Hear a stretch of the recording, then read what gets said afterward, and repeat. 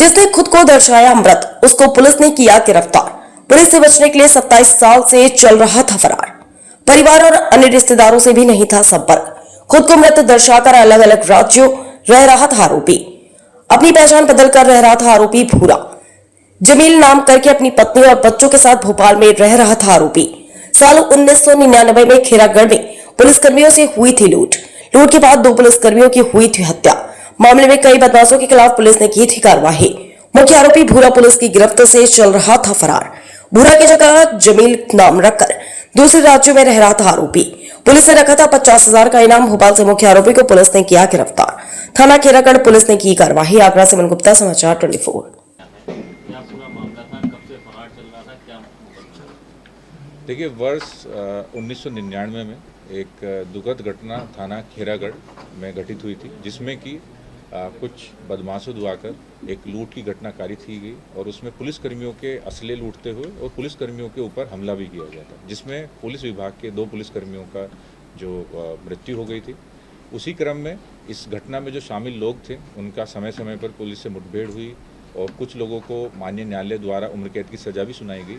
उसी में एक जो मुख्य साजिशकर्ता, एक अभियुक्त था, वो पिछले 27 सालों से इसमें वांछित था।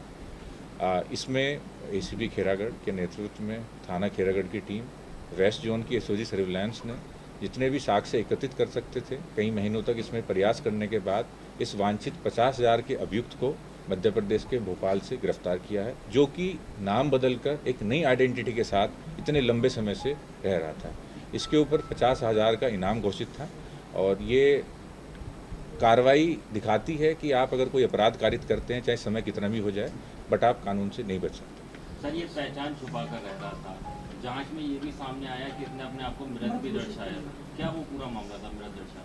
देखिए, जैसा कि मैंने बताया कि ये बहुत ही भयावह घटना थी, जिसमें कि 2 पुलिसकर्मियों ने अपनी जान गंवाई थी और पुलिस की कार्रवाई से बचने के लिए वो एक नई पहचान, एक नई आइडेंटिटी के साथ एक दूसरे प्रदेश में रह रहा था और उसके सगे संबंधी परिवार वाले थे, उन लोगों से भी संपर्क नहीं करता था और सभी लोगों ने पुलिस को गुमराह करने के लिए, समाज को गुमराह करने के लिए एक ऐसी कहानी रची कि वो उसकी मृत्यु हो चुकी है। इसीलिए इसमें पुलिस टीमें लगातार प्रयासरत थी। उच्च अधिकारियों के मार्गदर्शन में, पुलिस आयुक्त महोदय के मार्गदर्शन में वो खुद इसकी मॉनिटरिंग कर रहे थे और इसी कारण से फलस्वरूप हम लोग इसमें सफल हुए हैं और इस अपराधी को, जिसने ये घटना कारित में शामिल था, उसे हम मध्य प्रदेश से 27 साल बाद गिरफ्तार करने में सफल हुए। सर, पहले क्या नाम था और अब किस नाम से ये? देखिए, इसका जो असली नाम इसका भूरा पुत्र साबू है, जो कि मूल निवासी थाना जगनेर का था। वर्तमान में जो इसने एक नई आइडेंटिटी क्रिएट की हुई थी, वो थी जमील पुत्र फारूक खान। तो जिस वजह से, क्योंकि सारी जो आइडेंटिटी कार्ड्स हैं या रिश्तेदारी, सभी लोगों ने इस तरीके से कोई भी डिटेल नहीं मिल पा रही थी जिससे साबित हो सके कि अभी ये प्रेजेंट में किस आइडेंटिटी के साथ रह रहा है।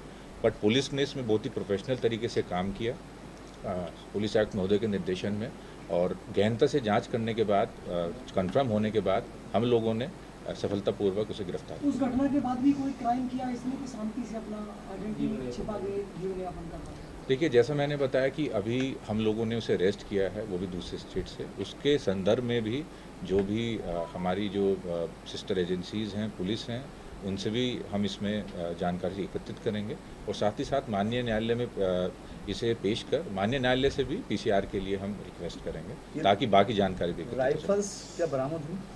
देखिए, उस वक्त घटना में 3 राइफल्स लूटी गई थी, जो कि 2 तो बाद में बरामद हो गई थी, बट 1 राइफल अभी बरामद नहीं हुई है। तो जैसा मैंने आपसे बताया कि आगे की जानकारी पूछताछ के लिए, क्योंकि 24 घंटे के अंदर हमें भी माननीय न्यायालय के सामने किसी अभियुक्त को पेश करना होता है, तो माननीय न्यायालय से रिक्वेस्ट करेंगे कि पीसीआर लेके, ताकि और भी जानकारी हम एकत्रित कर सकें।